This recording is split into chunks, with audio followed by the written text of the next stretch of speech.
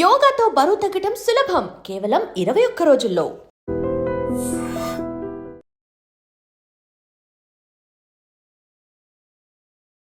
Welcome to iDream media. So జనరల్గా BP levels ఇప్పుడు మారిపోయాయి. 140/90 ఉన్న నార్మలే అంటున్నారు. సో బీపీని అసలు మనం ఎలా చెక్ చేసుకోవాలి, ఎంత లెవెల్స్ ఉంటే అది నార్మల్, సో ఏ ఆహారాలు తీసుకోవడం వల్ల, ఎలాంటి హ్యాబిట్స్ వల్ల బీపీ అనేది వస్తుంది, ఎలాంటి జాగ్రత్తలు తీసుకోవాలి, దీన్ని తగ్గించుకోవాలంటే బీపీని పూర్తి స్థాయిలో తగ్గించుకోవచ్చా, వివరాలు తెలుసుకుందాం. మనతో పాటు ప్రముఖ internal medicine specialist doctor Hiran S Reddy గారు ఉన్నారు. డాక్టర్ గారు నమస్తే. నమస్తే డాక్టర్ గారు, ఇప్పుడు బీపీ లెవెల్స్ మారిపోయాయి. ఒకప్పుడు 120/80, ఇప్పుడు 140/90 ఉన్న నార్మలే అంటున్నారు. అది ఎట్లా చెప్తారండి? దానికి గైడ్ లైన్ ఉంటుంది మేడం. అంటే బీపీ దీనికి మనకు ఈ ఇండియన్ హైపర్టెన్సివ్ అసోసియేషన్ అని ఉంటుంది. దాని గైడ్ లైన్ ఫాలో అవుతాం బీపీకి. ఇన్ని రోజులు ఏంటి అంటే 140/90కి మనం ట్యాబ్లెట్ పెట్టేసేవాళ్ళం. ఇన్ని పాత క్లాసిఫికేషన్ స్టేజ్ 1 హైపర్ టెన్షన్ ఇట్లా ఉంటుండే. ఇప్పుడు ఏం చేశారంటే 140/90 వరకు కూడా హోల్డ్ చేయమని చెప్పారు. ఎందుకంటే 140/90 వరకు కూడా ఎండ్ ఆర్గన్ డ్యామేజ్ అనేది లేదు. ఎండ్ ఆర్గన్ డ్యామేజ్ అంటే ఇంత లెవెల్ బీపీ ఉండడం వల్ల మనకు ఏదైనా ఈ కిడ్నీ మీద ఎఫెక్ట్స్ కానీ, లేకపోతే హార్ట్ మీద వచ్చే ఎఫెక్ట్స్ కానీ, బ్రెయిన్ మీద వచ్చే ఎఫెక్ట్స్ బీపీ పెరగడం వల్ల రెటీనా మీద వచ్చే ఎఫెక్ట్స్ లేవు. కాబట్టి 140/90 కంటే ఎక్కువ సిస్టాలిక్, 140 అబవ్, డయాస్టోలిక్ వచ్చేసి 90 కంటే అబవ్ ఉంటే దెన్ మనము బీపీ మెడికేషన్ పెడుతున్నాం. ఓకే, అంటే బీపీ ఇంట్లో చెక్ చేసుకున్నప్పుడు ఒకలాగా, హాస్పిటల్కి వెళ్ళినప్పుడు ఒకలాగా ఉంటుంది అంటారు. సో దాన్ని ఎట్లా చెప్తారు? ఏ ఏజ్కి ఎంత ఉండాలి అసలు? ఏజ్ తోటి ఉండదు మేడం. మ్యాక్సిమమ్ బీపీ వచ్చేసి మనకు రేంజ్ లాగా ఉంటుంది. ఈ సిస్టాలిక్ వచ్చేసి సమ్వేర్ అరౌండ్ 70 నుంచి స్టార్ట్ పెడితే till 140 we take it as normal. Diastolic వచ్చేసి యాజ్ లో యాజ్ 50 నుంచి స్టార్ట్ పెడితే till 90 we take it as normal అన్నట్టు. అండ్ ఈ బీపీకి మోర్ సిమ్టమ్ బేస్డ్ ఉంటుంది. సో ఇప్పుడు కొంతమంది ఇప్పుడు 50-60 బీపీ ఉన్నా కానీ ఏం సిమ్టమ్ ఉండదు, వాళ్ళు నార్మల్గానే ఉంటారు. అట్లా అని వాళ్ళకి లో బీపీ అని చెప్పలేము. లో బీపీ అంటే ఇప్పుడు ఫర్ ఎగ్జాంపుల్ మనకు కళ్ళు తిరగడము, లేకపోతే ఎక్కువ చెమటలు రావడము, లేదా అవసరం కంటే ఎక్కువ అలసిపోవడము, ఈ టైప్ ఉంటే వాళ్ళని లో బీపీ అని పెడతాం. అది 110/70 ఉన్నా కానీ లో బీపీ అని పెడతాం. అదే హై బీపీ ఉన్నప్పుడు మనకు ఫ్రీక్వెంట్ హెడేక్స్ రావడము, లేదా గుండె దడలాగా అనిపించడము, స్లీప్ డిస్టర్బెన్స్ లాగా అనిపించడము, లేదా మనకు ఈ స్వెట్టింగ్ అనేది ఎక్కువ రావడము, ఆర్ కాన్సన్ట్రేషన్ లెవెల్స్ అనేటివి తగ్గిపోవడము, ఈ టైప్ ఉంటే మనకు హై బీపీ అన్నట్టు తీసుకుంటాం. ఓకే, అంటే బాగా అరిస్తే అప్పుడు బీపీ పెరుగుతుంది అంటారు. అంటే కోపానికి బీపీకి ఏమైనా సంబంధం ఉంటుందా? అట్లేం ఉండదు. అంటే ఇప్పుడు సేమ్ మనకు పారాసింపథెటిక్ ఓవర్ యాక్టివిటీ అంటాం. ఇప్పుడు ఫర్ ఎగ్జాంపుల్ ఇప్పుడు మనం కూర్చున్నప్పుడు బీపీ చెక్ చేస్తే ఇప్పుడు నార్మల్ ఉండి, నేను ఇప్పుడు ఎటన్నా ఒక 2 కిలోమీటర్స్ వాక్ చేసిన తర్వాత నేను బీపీ చూసినాను, ఆర్ నేను ఏదన్నా ఒక బిల్డింగ్లో 5 ఫ్లోర్స్ ఎక్కిన తర్వాత బీపీ చూస్తే డెఫినెట్లీ అది పెరుగుతుంది. సేమ్ థింగ్ కోపం కూడా అంతే. ఎక్కువ కోపంతో అరిచినప్పుడు ఇది చేసినప్పుడు ఏమవుతుంది అంటే అది కూడా మనకు ఎగ్జాషనే కాబట్టి బీపీ న్యాచురల్గానే పెరుగుతుంది. సో బట్ ఈ బీపీ అంటే ఎప్పుడు డయాగ్నోజ్ చేస్తాము అంటే, ఫస్ట్ థింగ్ కాన్స్టెంట్గా మనకు ఎలివేటెడ్గా ఉండొచ్చు, ఉండకపోవచ్చు. బీపీ అంటే మనకు ఎక్కువ మటుకు ఏమి అపోహ ఉంటుంది అంటే, ప్రతి పేషెంట్కి ప్రతిసారి రికార్డింగ్ అనేది ఎక్కువనే ఉండాలి అని ఉంటుంది. బట్ అది ఫ్యాక్ట్ కాదు. బీపీ అంటే ఎక్కువసేపు నార్మల్ లేకపోవడంని మనం బీపీ అంటాం. ఓకే, అండ్ బీపీ ఉందా లేదా డయాగ్నోజ్ చేసుకునేది మనము ప్లెయిన్ ఈసీజీ అని ఉంటుంది. ఆ ఈసీజీలో left axis deviation or left ventricular hypertrophy అని వస్తుంది అన్నట్టు. సో అది ఉంటే మనకు అట్లీస్ట్ 45 to 50 డేస్ కంటే ఎక్కువ మన బీపీ రికార్డింగ్ హైగా ఉంటేనే ఆ చేంజ్ ఉంటుంది. ఎట్లా డాక్టర్ గారు, ఈసీజీ తీయించుకున్నా మనకు బీపీ ఉందో తెలుసుకోవచ్చా? ఎట్లా? అదే అండి, యాక్సిస్ అని ఉంటుంది. సో ఈసీజీ మనం రీడ్ చేసినప్పుడు లెఫ్ట్ యాక్సిస్గా నార్మల్గా మనకు ఉండేది నార్మల్ యాక్సిస్ ఈసీజీ ఉంటుంది. సో లెఫ్ట్ యాక్సిస్ డీవియేషన్ అని మనకు ఈసీజీలో తెలుస్తుంది. అండ్ లెఫ్ట్ వెంట్రికులర్ హైపర్ట్రోఫీ అంటాం. అంటే లెఫ్ట్ సైడ్ మనకు అంటే గుండె most important part of heart వచ్చేసి లెఫ్ట్ వెంట్రికల్, లెఫ్ట్ సైడ్. ఎందుకంటే ఈ యాక్చువల్ గుండె పంపింగ్లో ఆల్మోస్ట్ మనకు 80% లోడ్ తీసుకునేది ఈ లెఫ్ట్ వెంట్రికలే తీసుకుంటుంది. సో ఆ ప్రెషర్ ఎక్కువ ఉన్నప్పుడు ఏమవుతుంది, అవసరం కంటే ఎక్కువ బలంగా తయారవుతుంది.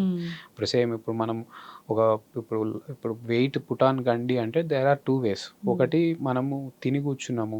అప్పుడేమవుతది వెయిట్‌తో పాటు కొవ్వు ఇదంతా ఎక్కువై you will have many health problems. Same ఇట్లా కాకుండా మీరు రెగ్యులర్‌గా ఎక్సర్సైజ్ చేసి కండభాగం పెంచారు. సో, దాన్ని మనము ఒబేసిటీ అనం. ఇప్పుడు లీన్ మజిల్ మాస్ పెంచితే ఇంకా ఎక్కువ హెల్త్ బెనిఫిట్స్ ఉంటాయి. సో, ఈ హైపర్ట్రోఫీ అనేది ఏంటి అంటే ఆ లీన్ మాస్ పెంచడం. అది ఎందుకు పెరుగుతుంది? దాని మీద మరి ప్రెషర్ ఆర్ డైలీ ఎక్సర్సైజ్ గుండెకి ఏమి ఇస్తుంది అంటే మనకు ఏదైతే ఎండ్ ఆర్గన్ పర్ఫ్యూజన్ దగ్గర మనకు రెసిస్టెన్స్ అంటే ఇప్పుడు ఈ రక్తనాళాలలో ఏదైతే రెసిస్టెన్స్ వస్తుందో ఆ ప్రెషర్‌ని ఇది కౌంటరాక్ట్ చేయడం వల్ల ఇది నార్మల్‌తో పోలిస్తే ఎక్కువ సైజ్ అయిపోయింది. సో, ఇది మీకు ఈసీజీలో మీకు తెలుస్తుంది లెఫ్ట్ వెంట్రిక్యులర్ హైపర్ట్రోఫీ. అట్లున్నా గానీ ఈ ఫైండింగ్ ఈ left ventricular hypertrophy or left axis deviation క్లాసికల్‌గా మనకు ఓన్లీ బీపీ పేషెంట్స్‌కే ఉంటాయి. ఇట్లా కాకుండా జస్ట్ నేను ఏదో ఎక్సర్సైజ్ చేసినాను, నేను కాసేపు నడిచిన తర్వాత నేను ఈసీజీ చేస్తే వాళ్ళకి బీపీ ఎక్కువ 170, 100 ఇట్లా బీపీ ఉన్నా వాళ్ళ ఈసీజీ మటుకు ఈ యాక్సిస్ ఉండదు. అది నార్మల్. సో, వాళ్ళకేంటి అంటే బీపీ టాబ్లెట్ పెట్టాం. వాళ్ళకి only lifestyle modification salt intake తగ్గియండి ఆర్ మీ స్లీప్ హ్యాబిట్స్ చూసుకోండి ఆర్ ఏదైనా స్ట్రెస్ ఫ్యాక్టర్స్ ఉంటే తగ్గించుకోండి అని చెప్తాం. ఓకే. బీపీ టాబ్లెట్ కూడా ఒకసారి వాడడం మొదలుపెడితే అది జీవితాంతం వాడాల్సిందేనా? మోస్ట్‌లీ మనకు బీపీ మనం ఏమనుకుంటాం బీపీ అంటే మ్యాక్సిమమ్ గుండెకి సంబంధించిన ప్రాబ్లమ్ అనుకుంటారు. బట్ బీపీ అంటే గుండెకి సంబంధించిన ప్రాబ్లమ్ కాదు. బీపీ అంటే ఎక్కువ మటుకు మనకు ఈ చిన్న మెదడుకి సంబంధించిన ప్రాబ్లమ్ బీపీ. సో, మనకు బీపీ మెయింటైన్ చేసే మోస్ట్ ఇంపార్టెంట్ ఇప్పుడు ఫర్ ఎగ్జాంపుల్ ఇప్పుడు నా బాడీ టెంపరేచర్ ఉంది. నేనిప్పుడు సమ్మర్‌లో అయినా నా బాడీ టెంపరేచర్ ఇంతే ఉంటది. వింటర్ సీజన్‌లోనైనా నాకు బాడీ టెంపరేచర్ ఇంతే ఉంటది. Ambient heat are ambient cold తోటి నా టెంపరేచర్ చేంజ్ కాదు. అది ఎందుకు చేంజ్ కాదు అంటే మన బాడీ టెంపరేచర్ మెయింటైన్ చేసే చిన్న మెదడు హైపోథాలమస్ మెయింటైన్ చేస్తుంది. అందులో కొంచెం ఎక్కువ టెంపరేచర్‌కి మనం రీచ్ అవుతున్నాము అంటే ఆటోమేటిక్‌గా మనకు స్వెట్ వచ్చేయడము. లేదా తక్కువ టెంపరేచర్ మనం మెయింటైన్ చేసుకుంటా ఉంటే మనకు ప్రొటెక్టివ్ మెకానిజమ్స్ అనేటివి యాక్టివ్ అంటే మన యూరిన్ పోయేది ఎక్కువ అవ్వడము ఈ టైప్ అవుతా ఉంటది. అట్లాగే బీపీది కూడా మనకు మెయింటైన్ చేసేది చిన్న మెదడు మెయింటైన్ చేస్తది. సో, మనకు ఈ బీపీ ఎక్కువ అవుతుంది ఒక పేషెంట్‌కి అంటే ఏదైతే నార్మల్ బేస్ లైన్ యాక్టివిటీలా అది పెంచుకోవాలనో అది ఉంచుకోవాలి ప్రతిసారి. దాన్ని పెంచుకుంటూ పోతుంది. సో, ఆ 140, 90 అనేది మీ బాడీకి ఇప్పుడు నార్మల్ అనుకుంటుందది. లేదా 160, 80 అన్నది ఇప్పుడు ఇంతకుముందు 120, 80 ఉండాల్సింది అది అట్లా పెంచుకున్నది కాబట్టి వచ్చే ప్రాబ్లమ్‌ని మనం బీపీ అంటాం. సో, దీంతోటి ఏమవుతుంది మీ మెదడుకి బీపీ అనేది పెరుగుతున్నది. బట్ ఎండ్ ఆర్గన్స్ మెదడుకి సప్లై అయ్యే బ్లడ్ ప్రెషర్ పెరిగింది. దీనివల్ల మనకు ఈ కిడ్నీకి సప్లై అయ్యే బ్లడ్ ప్రెషర్ పెరిగింది ఆర్ లివర్‌కి సప్లై అయ్యే బ్లడ్. సో, ఆ ఆర్గన్స్ అనేటివి ఆ ప్రెషర్‌ని హ్యాండిల్ చేయలేవు. అందుకని ఏమవుతాయి ఆ బీపీ ఎక్కువైతే మనకు ఫెయిల్యూర్స్‌లో ఎందుకు పోతారు అంటే రీజన్ అది. బీపీ పెరుగుతుంది అన్నప్పుడు హెడేక్ వస్తదా? డెఫినెట్‌లీ వస్తది. మోస్ట్ కామన్‌గా వచ్చేసి మనకు ఎర్లీ మార్నింగ్ హెడేక్స్ బాగా కామన్ బీపీలో. ఇప్పుడు టెన్షన్ హెడేకో లేకపోతే ఎగ్జాషన్ హెడేక్ వచ్చేసి మనం డే అంతా వర్క్ చేసిన తర్వాత ఆర్ స్క్రీన్ టైమ్ హెడేక్. మనం స్క్రీన్ చూడడం స్టార్ట్ చేసిన తర్వాత కాసేపటికి మనకు స్టార్ట్ అవుతది. బట్ బీపీ పేషెంట్‌కి వచ్చే హెడేక్స్ వచ్చేసి ఎట్లా ఉంటాయంటే ఎర్లీ మార్నింగ్ హెడేక్. వాడు లేవడమే హెడేక్ తోటి లేస్తాడు. సో, ఆ బీపీ హెడేక్‌కి ఫస్ట్ మనం తేడా చూసుకోవాల్సింది కూడా సైనసైటిస్ తోటి చూసుకోవాలి. సైనసైటిస్‌లో కూడా సేమ్ ఇది ఎర్లీ మార్నింగ్ హెడేక్ ఉంటుంది. సో, కోల్డ్ ఇట్లా ఏం లేదు, హిస్టరీ ఆఫ్ ఎలర్జీస్ ఇవి ఏం లేవు అంటే మళ్ళీ బీపీ మానిటరింగ్ చేసుకోవాలా. బీపీ మానిటరింగ్ చేసుకోవడం కూడా మనకి ఇవాళ రేపు చాలా ఈజీ. వెనకటి కంటే కంపల్సరీ ఈ మెర్క్యూరీ డివైసెస్ ఉన్నప్పుడు మనం వెళ్ళి బీపీ చెక్ చేయడం తెలిసిన వాళ్ళ దగ్గరికి వెళ్తేనే మనకు తెలిసేది. బట్ ఇప్పుడు మనకు అన్ని ఆసిలోమెట్రిక్ డివైసెస్ అంటాం. ఆసిలోమెట్రిక్ డివైస్ అంటే మనకు బ్యాటరీ ఆపరేటెడ్ డివైసెస్.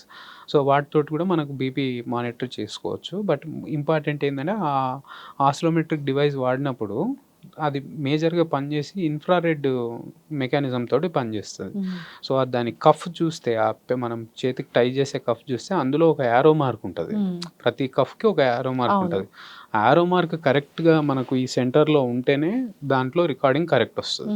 అట్లా కాకుండా యారో మార్క్ ఇక్కడనో ఉంటే ఆ రికార్డింగ్ అనేది కరెక్ట్ రాదు. సో, అందుకనే చాలా మటుకు నేను ఇంట్లో చూసుకుంటే మనకు బీపీ రికార్డింగ్ ఒకలాగొచ్చింది. మీ దగ్గరకు వచ్చిన తర్వాత నాకు వేరేలాగొచ్చింది. అంటే ఇంట్లో చూసుకున్నప్పుడు మనం కరెక్ట్‌గా చూసుకోలేదు కాబట్టి వచ్చుంటది.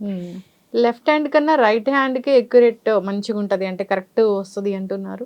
దీన్ని పల్స్ ప్రెషర్ డిఫరెన్స్ అంటాం మేడం. హ్మ్. ప్రతి పర్సన్‌కి 2 హ్యాండ్స్‌కి డిఫరెన్స్ ఉండాలి. హ్మ్. ఆ డిఫరెన్స్ ఎంత ఉండాలి అంటే న్యూమరేటర్‌లో ఫర్ ఎగ్జాంపుల్ నాకు ఈ లెఫ్ట్ హ్యాండ్‌కి 120, 90, 120, 80 ఉండి రైట్ హ్యాండ్‌కి 140, 85 ఉంది.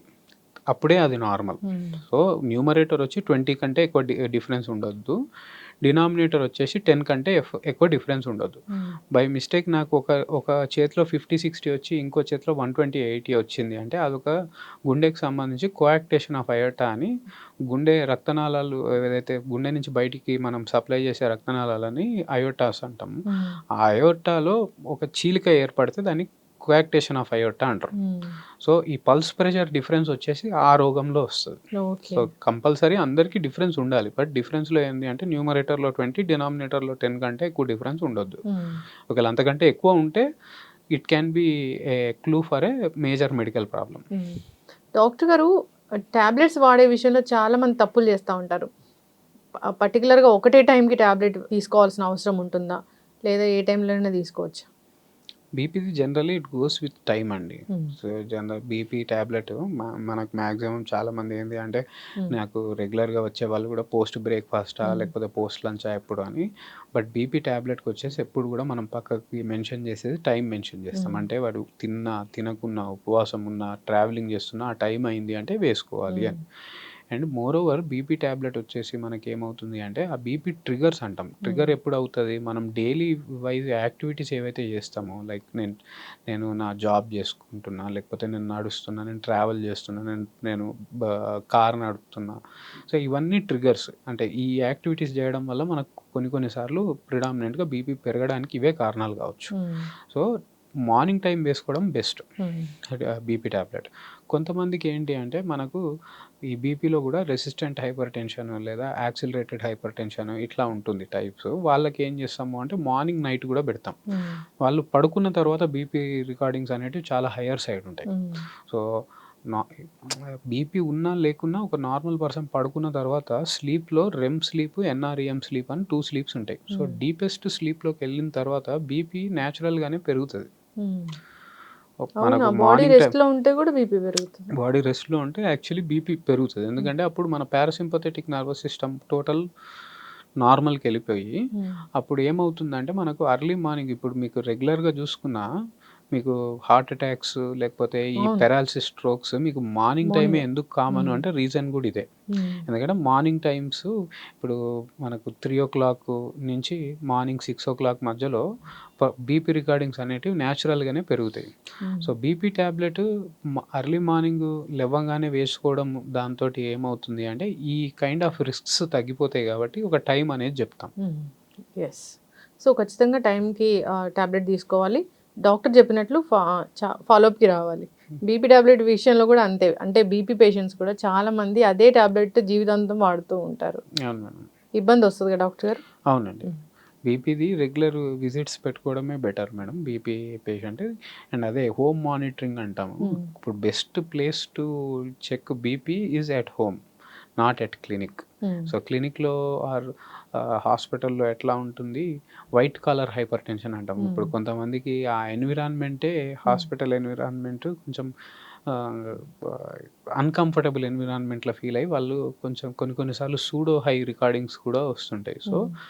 Home monitoring will be best. So, హ్మ్. వాళ్ళు మనము దానికి కంపల్సరీ డాక్టర్ దగ్గరికే వెళ్ళకుండా వాళ్ళు రెగ్యులర్‌గా వీక్లీ ట్వైసో లేకపోతే వీక్లీ థ్రైసో ర్యాండమ్ రికార్డింగ్స్ ఓ రోజు మార్నింగ్, ఓ రోజు నైట్ ఎప్పుడన్నా టైం దొరికినప్పుడు రికార్డింగ్ తీసుకొని హ్మ్.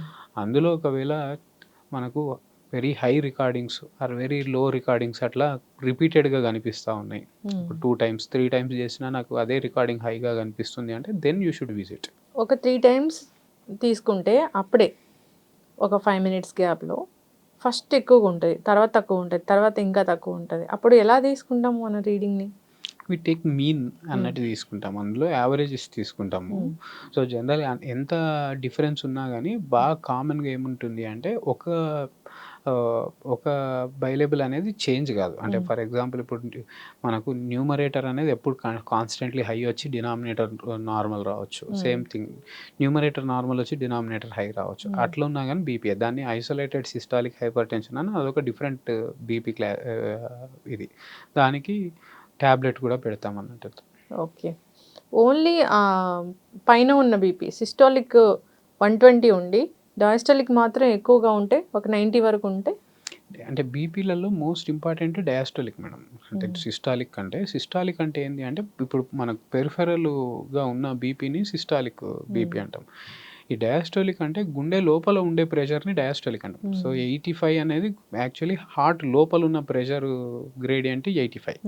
ఈ 120 140 అంటే ఏంటి అంటే మనకు పెరిఫెరల్ వెజల్లో ఉన్న ప్రెషర్ అన్నట్టు. సో డయాస్టోలిక్ బీపీ ఎక్కువ ఉంటే మీకు వచ్చే కార్డియాక్ కాంప్లికేషన్స్ ఎక్కువ ఉంటాయి. ఇప్పుడు ఒకరికి సెలెక్టెడ్గా డయాస్టాలిక్ బీపీఏ ఎక్కువ ఉంది, సిస్టాలిక్ నార్మల్గా ఉంది. సిస్టాలిక్ నార్మల్గా ఉంటే అదృష్టం ఏంటి అంటే ఎండ్ ఆర్గన్ డ్యామేజ్ అంటే గుండె కాకుండా వేరే అవయవాల డ్యామేజ్ అయ్యే ఛాన్సెస్ తక్కువ. బట్ గుండె డ్యామేజ్ అయ్యే ఛాన్సెస్ ఎవరికి ఎక్కువ ఉంటాయి అంటే డయాస్టాలిక్ బీపీ ఎక్కువ ఉన్న వాళ్ళకి హార్ట్ రిలేటెడ్, అది హార్ట్ అటాక్ కావచ్చు, లేదా మనకు ఇష్కిమిక్ హార్ట్ డిజీజ్ కావచ్చు, ఆర్ డైలేటెడ్ కార్డియోమయోపతీస్ కావచ్చు, ఇవి వచ్చే ఛాన్సెస్ ఎక్కువ ఉంటాయి. సో వాళ్ళకి ఇంకా పోటెంట్గా అంటే ఫాలోఅప్స్ కానీ లేకపోతే ట్యాబ్లెట్స్ కానీ దానికి తగ్గట్టు పెడతాం అన్నట్టు. ఎస్, చక్కటి ఇన్ఫర్మేషన్ డాక్టర్ గారు. బీపీ గురించి చాలా చాలా డౌట్సే ఉంటాయి. సో నెక్స్ట్ మనం కంటిన్యూ చేద్దాం ఈ సిరీస్ బీపీ గురించి. సో ట్యాబ్లెట్స్ కొత్తగా ఏమొచ్చాయి, దాన్ని ఎలా పూర్తిగా తగ్గించుకోవచ్చు, ఎట్లాంటి ఆహార నియమాలు పాటించాలి, ఇవన్నీ చేద్దాము. చాలా చక్కటి ఇన్ఫర్మేషన్ అండి, ఫాలో అవ్వాలని కోరుకున్నాం. ధన్యవాదాలు. Thanks. And don't forget to subscribe to iDream. And for more videos, Please subscribe to iDream. Please subscribe to iDream. Please subscribe iDreams. And please subscribe to iDream. For more videos, subscribe to iDream. please like, share and subscribe to the channel. Congratulations, iDream. Subscribe to iDream. Subscribe to iDream. So subscribe to iDream Media. iDream की iDream team अंदर की huge congratulations. Please subscribe iDream Media. Please subscribe to iDream. Subscribe iDream. Please subscribe to iDream. iDream అంటే నా కళల ఛానల్ను subscribe చేసుకున్న నోరు తిరుగుతలేదు, మీరైతే గంట గుర్తు కొట్టండి. For more such videos, please subscribe to iDream.